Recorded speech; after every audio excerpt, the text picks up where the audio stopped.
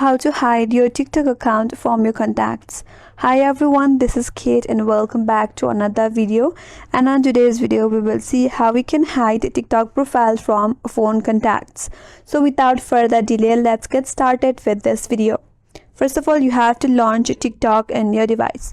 Once you have opened up TikTok, if you tap on the friends icon from the menu bar at the bottom of your interface, there you will find bunch of your friends which are from your contact list. Now, if you want to hide your TikTok account from your contact list, for that tap on the profile icon from the bottom right corner. From here, tap on three-line icon from the top right corner. Here, tap on settings and privacy. Now, once you're here, tap on privacy, and at the top section, tap on suggest your account to others. Here, make sure to turn off all this toggle right here.